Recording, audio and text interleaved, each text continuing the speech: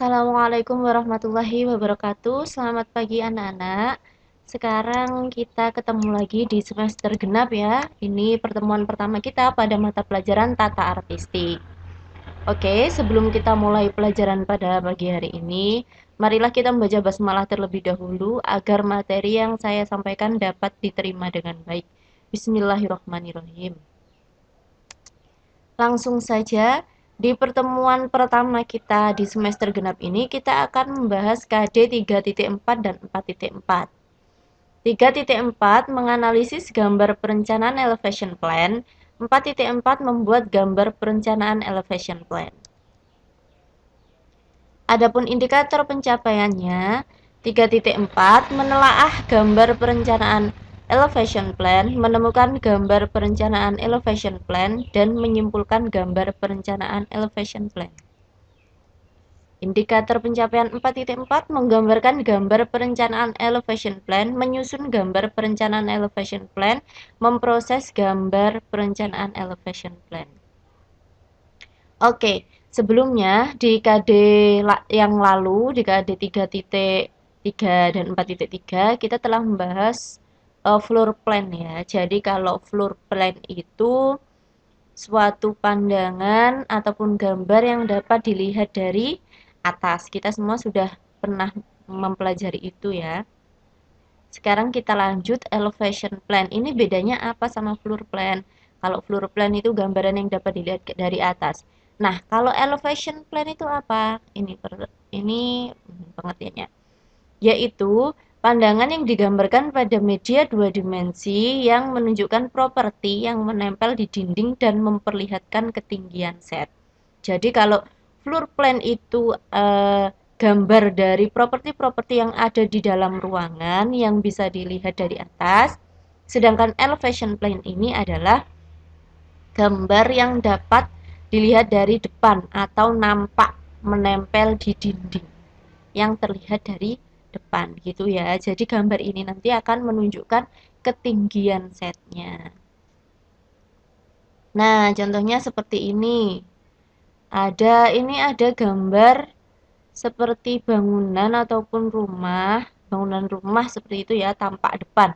Itu ada gambar jendela, ventilasi udara, dan juga pintu. Begitu juga dengan yang bawah. Nah, ini nanti kita belajar menggambarnya ya. Ini ada beberapa yang harus diperhatikan untuk menggambar elevation plan sendiri. Oke, kita lanjut.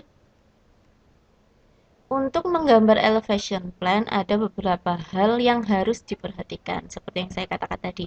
Yang pertama, kita harus mengetahui ukuran tinggi ruang. Jadi ketika kita menggambar tingginya itu berapa meter, itu kita harus tahu. Properti yang kita gambar itu tingginya berapa, ruangnya itu tingginya berapa kita harus tahu. Yang kedua, mengetahui ukuran panjang ruang. Nah, panjangnya itu berapa kita juga harus tahu selain mengetahui tingginya. Yang ketiga, ukuran masing-masing properti yang akan digambar. Nah, sebelum digambar itu kita harus mengetahui ya ukurannya. Misalnya kita menggambar dinding.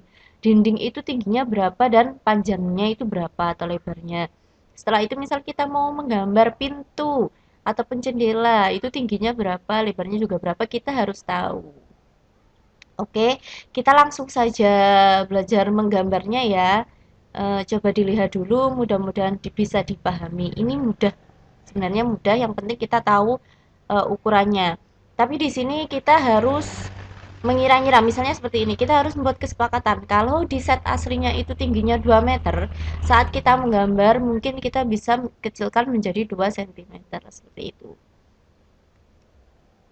Oke, kita belajar menggambarnya ya. Pertemuan kita kali ini cukup singkat karena kita hanya belajar menggambar elevation plan saja.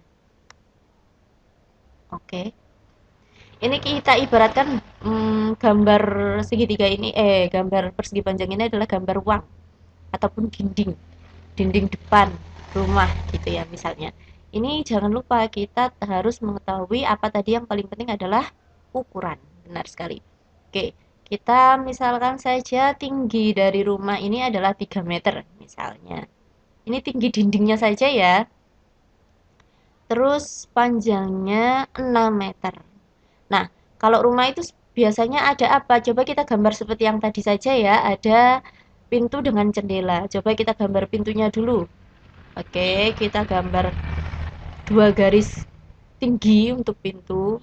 Jangan lupa ukurannya. Misalnya kita beri ukuran 2 meter. Jadi kita gambar dulu tingginya, garisnya meninggi gitu. Ukurannya 2 meter. Ini harus memiliki penggaris ya anak-anak. Misalnya kalau 3 meter kita ibaratkan 3 cm, berarti tingginya gedung tadi 3 cm.